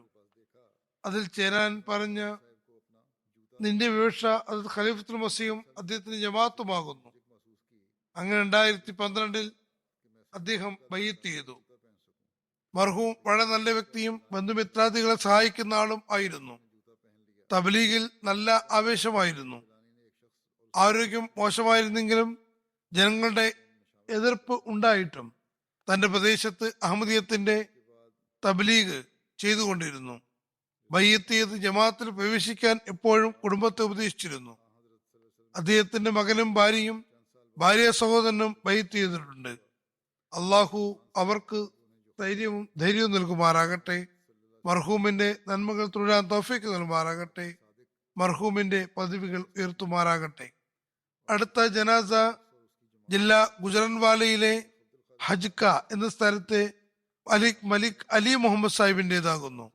ഇദ്ദേഹം കെനിയയിലെ മൊറബി മുഹമ്മദ് അഫ്സൽ ജഫർ സാഹിബിന്റെ പിതാവാകുന്നു. ആഗസ്റ്റ് 20 90 വയസ്സിൽ വഫാത്തായി. ഇന്നാ ലില്ലാഹി വ ഇന്നാ ഇലൈഹി റാജിഊൻ. 1974 അസീറാൻ മോല ദൈവമാർഗത്തെ തടവുകാരനാകാൻ സൗഭാഗ്യം ലഭിച്ചിരുന്നു. ജമാഅത്തിലെ ഉദ്യോഗസ്ഥന്മാർ, വാഖഫീനെ ജിന്ദഗി, മുറബിമാർ, മുഅല്ലിമാർ എന്നിവരെ ഏറെ ആദരിച്ചിരുന്നു. അദ്ദേഹം നമസ്കാരം, നോമ്പ് എന്നിവയിൽ ബദ്ധശ്രദ്ധനായിരുന്നു. സർക്കാർ പ്രിയനുമായിരുന്നു. സാധു, സംരക്ഷകനും ക്ഷമയും കൃതജ്ഞതയും നല്ല ആത്മാർത്ഥതയുള്ള ആളും ആയിരുന്നു. വിശുദ്ധ ഖുർആൻ കൃത്യനിഷ്ഠയോടെ പാരായണം ചെയ്തിരുന്നു. നിരവധി കുട്ടികൾക്ക് വിശുദ്ധ ഖുർആൻ പഠിപ്പിക്കാനും തൗഫീക്ക് കിട്ടിയിട്ടുണ്ട്. സന്തപ്ത കുടുംബത്തിൽ 3 ആൺമക്കളും 11 പൗത്രീപൗത്രന്മാരും ഉണ്ട്. ഞാൻ പറഞ്ഞ പോലെ അദ്ദേഹത്തിന്റെ മകൻ കെനിയയിലെ മുബലി മുഹമ്മദ് അഫ്സൽ ജഫർ സാഹിബ് കെനിയിലാണുള്ളത്. ജനാസയിലും പങ്കെടുക്കാൻ കഴിഞ്ഞിട്ടില്ല. അള്ളാഹു അദ്ദേഹത്തിന് ക്ഷമയും സ്ഥൈര്യവും പ്രദാനം ചെയ്യുമാറാകട്ടെ. മർഹൂമിന് മഗ്ഫിറത്തും കാരുണ്യം നൽകുകയും പദവികൾ ഉയർത്തുകയും ചെയ്യുമാറാകട്ടെ. അടുത്ത ജനാസ ലാഹോറിലെ എഹ്സാൻ അഹമ്മദ് സാഹിബിൻ്റെതാകുന്നു. ഇദ്ദേഹം ഷഫ്കത്ത് മഹമ്മൂദ് സാഹിബിന്റെ പുത്രനാകുന്നു. ജൂലൈ 27 35 വയസ്സിൽ കൊറോണ വൈറസ് കാരണം വഫാത്തായി. ഇന്നാ ലില്ലാഹി വ ഇന്നാ ഇലൈഹി റാജിഊൻ. ഇദ്ദേഹം ഹദരത്ത് മസീമദ് അലി ഇസ്ലാമിന്റെ സഹാബി, ഗുജറാത്ത് ജില്ലയിലെ കൊലേഗി നിവാസിയായ ഹദരത്ത് മൗലവി നൂറുദ്ദീൻ അജ്മൽ സാഹിബിന്റെ പൗത്രനും കഴിഞ്ഞ 2 വർഷം അദ്ദേഹത്തിന് ലാഹോർ ടൗൺ പൗത്രനായിരുന്നു. ഗുജറൻവാലയിലെ ഖുർഷിദ് അഹമ്മദ് സാഹിബിന്റെ ദൗഹിത്രനുമാണ്. കഴിഞ്ഞ 2 വർഷം അദ്ദേഹത്തിന് ലാഹോർ ടൗൺ ഹൽക്ക ജമാഅത്ത് സദറായി സേവനം ചെയ്യാൻ സൗഭാഗ്യം ലഭിച്ചിരുന്നു. കൂടാതെ ഡൽഹി ഗേറ്റ് ഇമാരത്തിൽ നൗബായിൻ സെക്രട്ടറിയായും സേവനം ചെയ്തിട്ടുണ്ട്. തബ്ലീഗിൽ വലിയ താല്പര്യമായിരുന്നു. അള്ളാഹുവിന്റെ അനുഗ്രഹത്താൽ 8 പേരെ ബൈത്ത് ചെയ്യിക്കാൻ സൗഭാഗ്യം ലഭിച്ചിട്ടുണ്ട്. സന്തപ്ത കുടുംബത്തിൽ ഭാര്യയെ കൂടാതെ 2 ആൺമക്കൾ, ഹന്നാൻ അഹമ്മദ് മസ്രൂർ 6 വയസ്സ്, മുബീൻ അഹമ്മദ് താഹിർ 3 വയസ്സ്, ഒരു മകൾ സായിറ അഹമ്മദ് 5 വയസ്സ് എന്നിവരും മാതാപിതാക്കളും 3 സഹോദരന്മാരും 2 സഹോദരിമാരുമുണ്ട്. അള്ളാഹു എല്ലാവർക്കും ക്ഷമയും സഹനവും പ്രദാനം ചെയ്യുമാറാകട്ടെ. കുട്ടികൾക്ക് അവൻ തന്നെ സംരക്ഷകനാകുമാറാകട്ടെ. അവർക്ക് അദ്ദേഹത്തിന് നന്മകൾ തുടരാൻ തൗഫീക്ക് ലഭിക്കുമാറാകട്ടെ. മർഹൂമിന്റെ പദവികൾ ഉയർത്തുമാറാകട്ടെ. അടുത്ത ജനാസ റിയാസുദ്ദീൻ ഷംസ് സാഹിബിൻ്റെതാകുന്നു. ഇദ്ദേഹം മൗലാന ജലാലുദ്ദീൻ സാഹിബ് ഷംസിന്റെ ചെറിയ മകനാകുന്നു. മെയ് 27 വഫാത്തായി. ഇന്നാ ലില്ലാഹി വ ഇന്നാ ഇലൈഹി റാജിഊൻ. ഇദ്ദേഹം ഹദരത്ത് മസീമദ് അലി ഇസ്ലാമിന്റെ സഹാബി, ഹദരത്ത് മിയാ മുഹമ്മദ് സിദ്ദീഖ് സാഹിബിന്റെ പ്രപൗത്രനും ഹദരത്ത് മിയാ ഇമാമുദ്ദീൻ സേഖ്വാനിയുടെ പൗത്രനും ഹദരത്ത് ഖാജ ഉബൈദുല്ലാ സാഹിബിന്റെ ദൗഹിത്രനും ഹദരത്ത് മൗലാന ജലാലുദ്ദീൻ ഷംസ് സാഹിബിന്റെ പുത്രനുമാകുന്നു. ഇവരെല്ലാവരും സഹാബാക്കളാണ്. മർഹൂം മൂസിയായിരുന്നു. സന്തപ്ത കുടുംബത്തിൽ 2 പെൺമക്കളും 1 മകനുമുണ്ട്. അള്ളാഹു അവർക്ക് സബവും സഹായവും സഹനവും പ്രദാനം ചെയ്യുമാറാകട്ടെ. അദ്ദേഹത്തിന്റെ ഭാര്യ നേരത്തെ തന്നെ വഫാത്തായിട്ടുണ്ട്. അള്ളാഹു മർഹൂമിനോട് കരുണയും പൊരുമയും കാണിക്കുകയും പദവികൾ ഉയർത്തുകയും ചെയ്യുമാറാകട്ടെ. അദ്ദേഹത്തിന്റെ സഹോദരൻ മുനീറുദ്ദീൻ ഷംസ് സാഹിബ് പറയുന്നു, മർഹൂം ഒരുപാട് നന്മകൾക്ക് ഉടമയായിരുന്നു. നമസ്കാരത്തിൽ ശുഷ്കാന്തിയുള്ള ആളും മക്കളെ എപ്പോഴും നമസ്കാരത്തിന് വേണ്ടി പ്രേരിപ്പിക്കുന്ന ആളും ആയിരുന്നു. ഖിലാഫത്തിനോട് അളവറ്റ സ്നേഹമായിരുന്നു. വീട്ടിൽ എപ്പോഴും ഖിലാഫത്തിനോട് പ്രതിബദ്ധത പുലർത്താനുള്ള സംസാരങ്ങളാണ് നടന്നിരുന്നത്. രോഗാവസ്ഥയിലും കഴിഞ്ഞ 2 വർഷമായി എന്നെ കാണാൻ വന്നിരുന്നു. രോഗാതുരനായിട്ടുകൂടി വളരെ ക്ഷമയോടെയും പ്രസന്നവദനായും സംസാരിച്ചിരുന്നു. മക്കളെക്കുറിച്ച് മാത്രമേ ആലോചിച്ചിരുന്നുള്ളൂ. തന്നെ പറ്റിയായിരുന്നില്ല അദ്ദേഹത്തിന് ചിന്ത. എല്ലാവരും പറയുന്നു അദ്ദേഹം എപ്പോഴും സുസ്മേരവദനായിരുന്നു എന്ന്. എല്ലാവരോടും കൂടിയിരിക്കാനും സുഖദുഃഖങ്ങളിൽ തുല്യ പങ്കാളി ആകാനും അദ്ദേഹത്തിന്റെ ഭാഗത്തു നിന്നും എപ്പോഴും ശ്രമമുണ്ടായിട്ടുണ്ട്. അള്ളാഹു അദ്ദേഹത്തിന് മഗ്ഫിറത്തും റഹ്മത്തും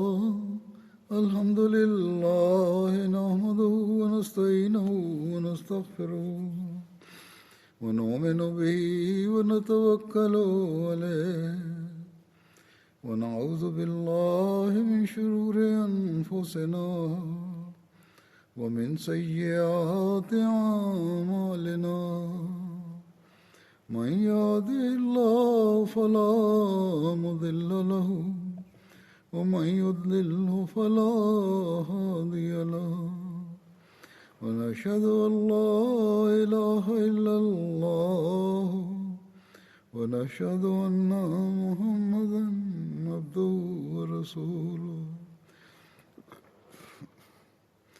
عباد الله رحمكم الله إن الله يأمر بالعدل والإحسان وإيتاء ذي القربى وينهى عن الفحشاء والمنكر والبغي يعظكم لعلكم تذكرون اذكروا الله يذكركم وادعوه يستجب لكم ولذكر الله